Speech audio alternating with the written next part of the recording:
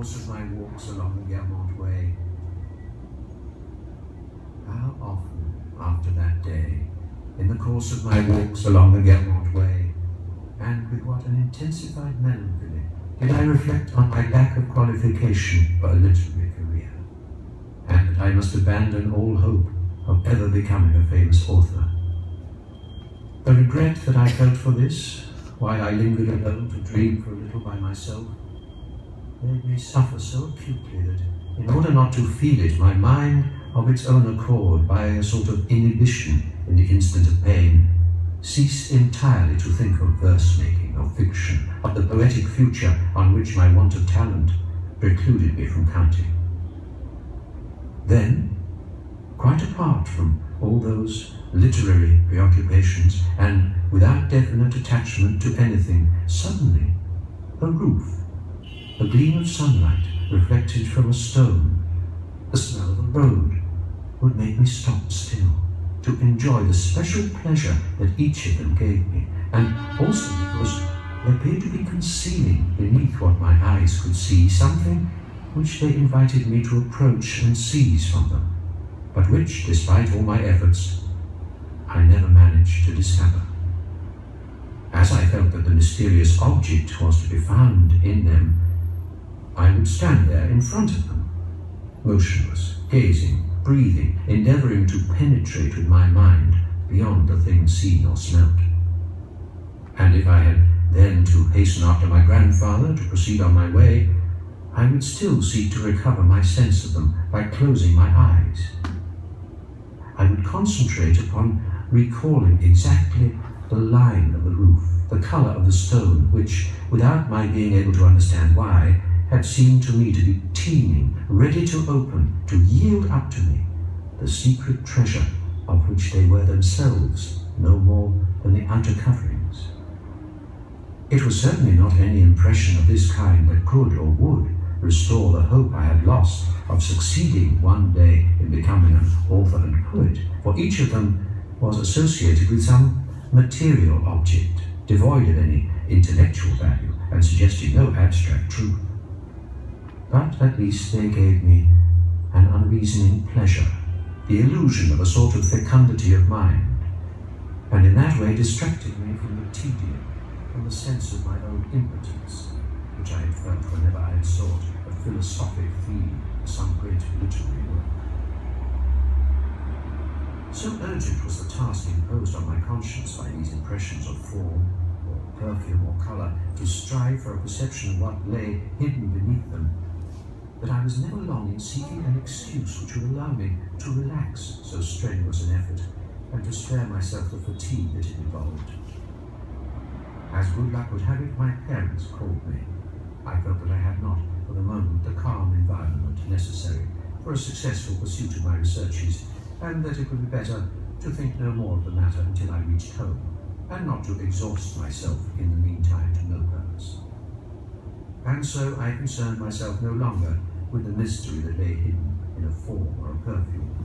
quite at ease in my mind, since I was taking it home with me, protected by its visible and tangible covering, beneath which I should find it still alive, like the fish which, on days when I had been allowed to go out fishing, I used to carry back in my basket, buried in a couch of grass, which kept them cool and fresh. Once in the house again, I would begin to think of something else. So my mind would become littered, as my room was with the flowers that I had gathered on my walks, or the odds and ends that people had given me, with a stone on the surface of which the sunlight was reflected, a roof, the sound of a bell, the smell of fallen leaves,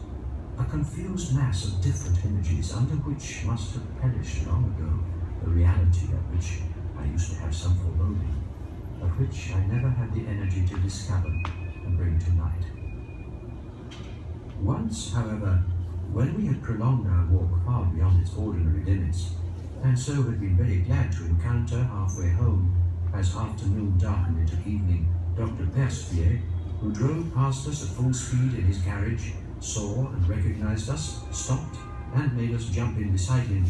I received an impression of this sort which I did not abandon without having first subjected it to an examination a little more thorough. I had been set in the box beside the coachman. We were going like the wind because the doctor had still, before returning to Cambrai, to call at Martinville-le-Sec at the house of a patient at whose door he asked us to wait for him. At a bend in the road, I experienced suddenly that special pleasure which bore no resemblance to any other, when I caught sight of the twin steeples of Martinville, on which the setting sun was playing, while the movement of the carriage and the windings of the road seemed to keep them continually changing their position, and then of a third steeple, that of Vieux-Vic,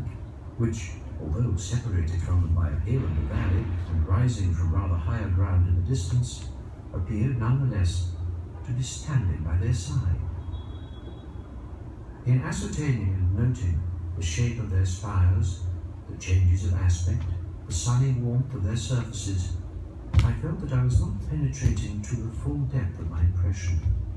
that something more lay behind that mobility, that luminosity, something which they seemed at once to contain and to conceal. The steeples appeared so distant, and we ourselves seemed to come so little nearer them, that I was astonished when a few minutes later we drew up outside the church of Martinville. I did not know the reason for the pleasure which I had found in seeing them upon the horizon, and the business of trying to find out what that reason was seemed to me irksome. I wished only to keep in reserve in my brain those converging lines moving in the sunshine, and for the time being to think of them no more. And it is probable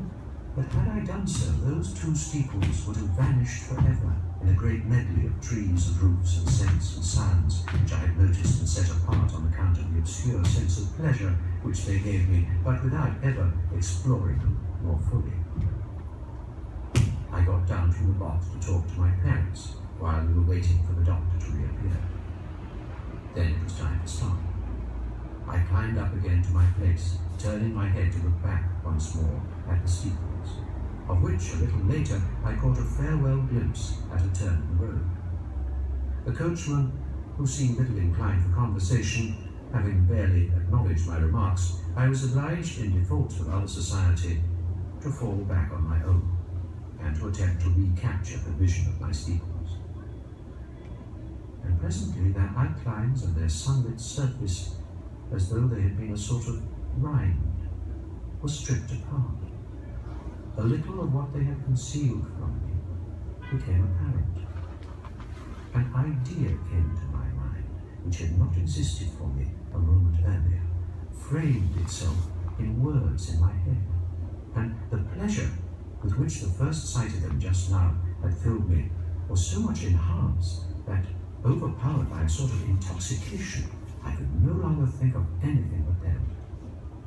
At this point, although we had now travelled a long way from Martinville,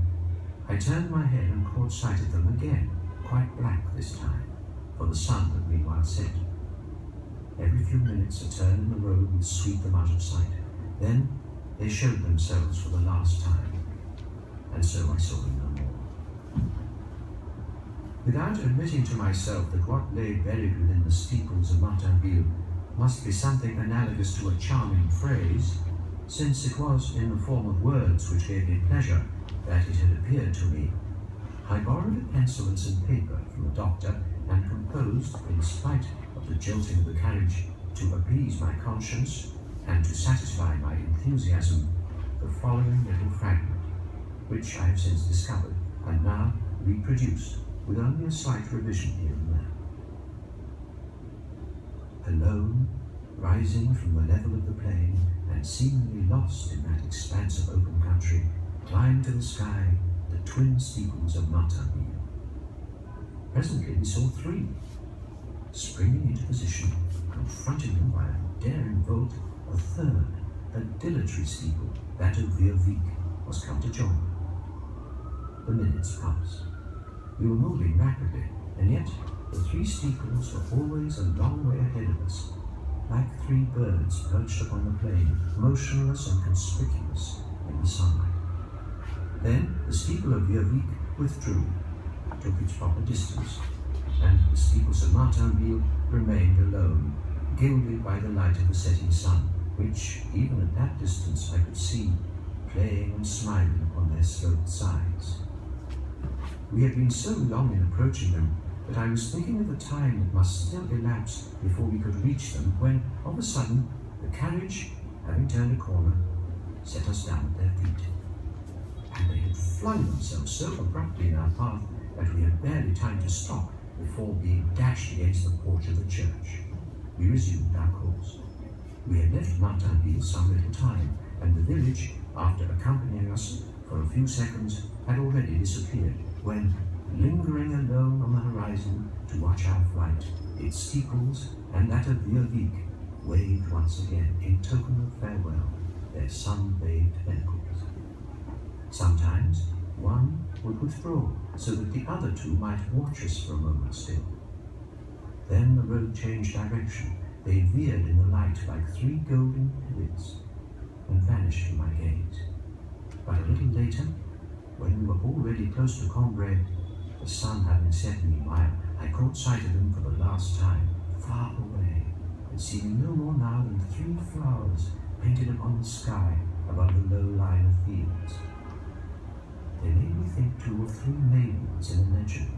abandoned in a solitary place over which night had begun to fall. And while we drew away from them at a gallop, I could see them timidly seeking their way, and after some awkward, stumbling movements of their noble silhouettes, drawing close to one another, slipping one behind another, showing nothing more now against the still rosy sky